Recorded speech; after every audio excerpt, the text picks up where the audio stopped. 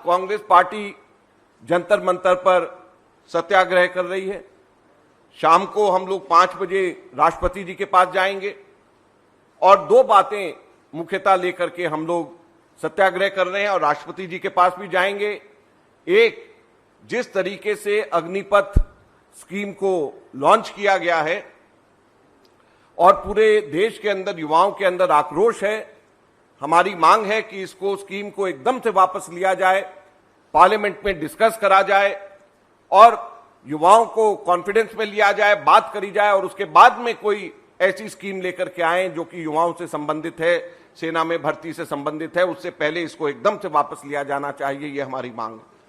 और दूसरी मांग हम लोगों की यह है कि जिस तरीके से लोकतंत्र के अंदर प्रमुख विपक्षी पार्टी के मुख्यालय पे हमला हुआ, जो हमारे चुने हुए प्रतिनिधि हैं, सांसद हैं, जिस तरीके से उनकी पुलिस ने प्रताड़ना करी है, प्रिविलेजेस कमेटी को हम लोगों ने रिक्वेस्ट करा है, स्पीकर को भी और वाइस प्रेसिडेंट को भी, कि वो इसको प्रिविलेजेस कमेटी में दे, इसकी जांच करे और राष्ट्रपति जी को हम लोग इसके बारे में भी साथ में ये बोलेंगे। अंत में एक बहुत महत्वपूर्ण बात आप लोगों को आज हम जानकारी में लेकर के आना चाहते हैं अग्निपथ के बारे में। एक, यहां पे आने से पहले किसी ने व्हाट्सएप पे भेजा, वो मैं पढ़ करके सुनाना चाहता हूं। 1 रैंक 1 पेंशन का था वादा, ना रैंक ना पेंशन का है इरादा, क्या हुआ तेरा वादा।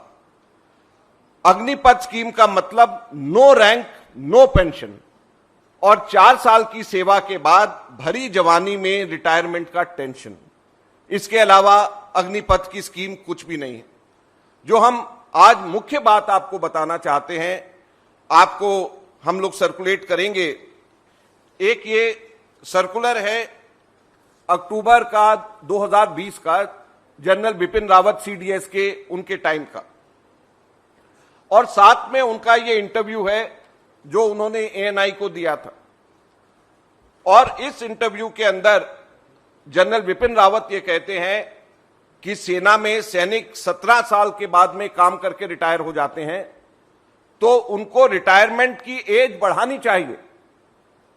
तो जनरल बिपिन रावत ये कहते हैं, उन्होंने जो सर्कुलर निकाला है और जो इंटरव्यू दिया है उसमें उन्होंने कहा है कि हमारे सैनिकों की रिटायरमेंट एज 58 वर्ष करनी चाहिए और 58 वर्ष हमारे सैनिकों की रिटायरमेंट एज होगी तो हमारी सेना को बेहतर वो सर्व कर पाएंगे, हमारी सेना बेहतरी के ऊपर जाएगी।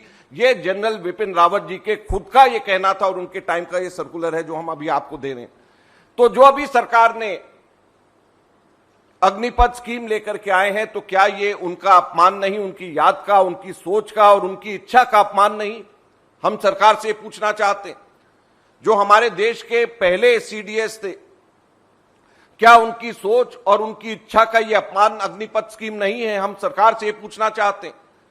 जनरल बिपिन रावत ने ये कहा इस इंटरव्यू में, और मैं आपको बताना चाहता हूं, पढ़ करके सुना रहा हूं।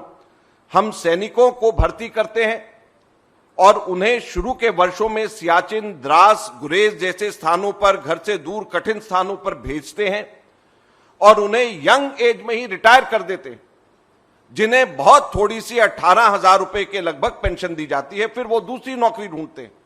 मैं चाहता हूं कि वो लोग पूरी नौकरी करें 58 साल की उम्र तक। ये जनरल बिपिन रावत की खुद का इंटरव्यू है, उनके शायद आखिरी के महीनों के अंदर उनका ये इंटरव्यू है। और यही नहीं, सिर्फ उन्होंने सैनिकों के लिए नहीं बल्कि उन्होंने सीनियर ऑफिसर्स के भी रिटायरमेंट एज उन्होंने कहा 59 ईयर्स होना चाहिए, जनरल्स का 60 ईयर्स का होना चाहिए।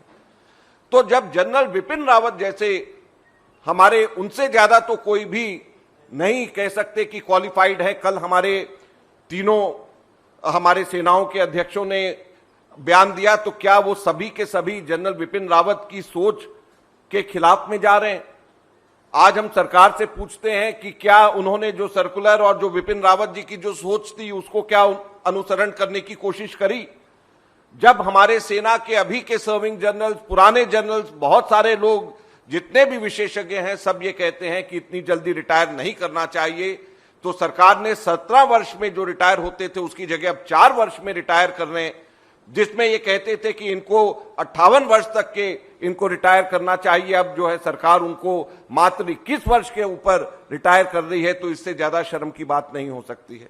तो हम अंत में फिर से सरकार से कहना चाहते हैं कि कम से कम सीडीएस जनरल विपिन रावत कि कम से कम उनका अपमान ना करें, उनकी सोच का और उनकी इच्छा का अपमान ना करें। ये